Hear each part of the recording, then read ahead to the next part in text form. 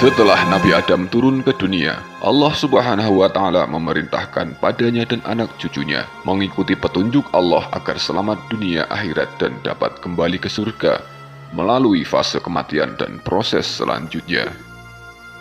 Salah satu petunjuk paling penting yang tidak berubah hingga kini adalah wasiat, kepastian Tuhan itu ada. Petunjuk ini bukan hanya pesan data yang diinput secara manual oleh manusia, melainkan setiap manusia telah dibekali program ketuhanan dalam memori ruhaniyahnya.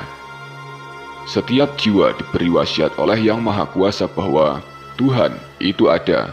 Tapi bagaimana jika manusia malah salah bertuhan? Jika kita lihat sejarahnya, manusia pernah beberapa kali salah bertuhan. Sebutlah salah satunya, sejarah Nabi Isa yang dianggap sebagai Tuhan oleh umat Nasrani. Kemudian anggapan ini dinilai salah bertuhan dari sudut pandang Islam maupun dari sebagian orang Yahudi kala itu. Sejarah Nabi Isa yang dianggap sebagai Tuhan menjadi suatu percontohan di mana sebelumnya telah terjadi berulang kali manusia salah memahami Tuhan.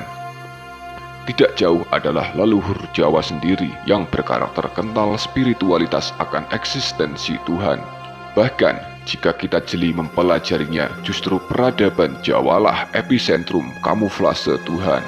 Kita akan mengulas sedikitnya dua raja Jawa kuno yang dianggap Tuhan sebab kamuflasenya yang nyaris sempurna pada zamannya.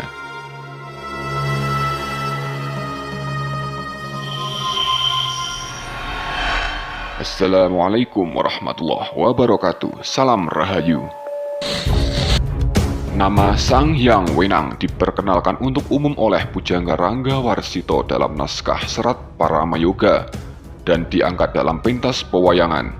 Raja Sang Hyang Wenang dipuja bagaikan Tuhan oleh para penduduk Pulau Dewa yang saat itu kebanyakan dari bangsa jin. Dalam bait kisah lain, pemujaan terhadap Sang Hyang Wenang didengar oleh Nabi Sulaiman alaihissalam, pemimpin Bani Israel. Kemudian Nabi Sulaiman mengirim panglimanya yang bernama Jin Sakar untuk menyerang Pulau Dewa dan menghentikan pemujaan terhadap Sang Hyang Wenang. Lanjutan kisah ini insya Allah bisa kita bahas di part video lain. Sang Hyang Wenang, dari nama gelarnya saja sudah menyerupai nama sifat Tuhan yang berarti yang menguasai atau sebuah kamuflase sifat Tuhan yang tercantum dalam Asmaul Husna Malikul Mulk, yang artinya Maha Penguasa Kerajaan atau Sang Penguasa Alam Semesta.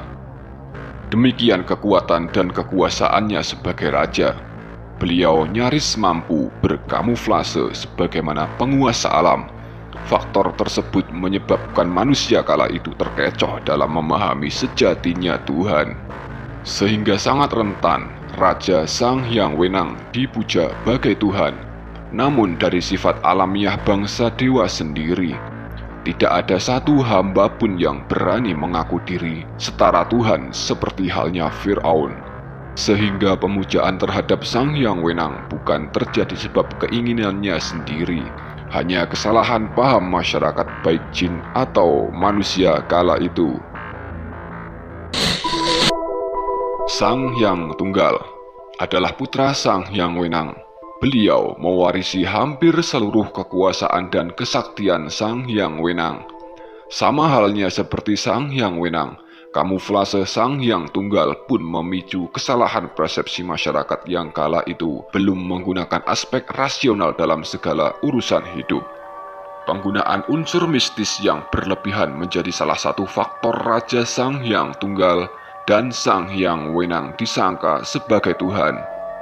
Kekeliruan bertuhan dari kisah ini sama halnya kekeliruan Nabi Isa yang dianggap Tuhan oleh sebagian masyarakat kala itu. Kekeliruan dalam konteks menurut sudut pandang yang berbeda.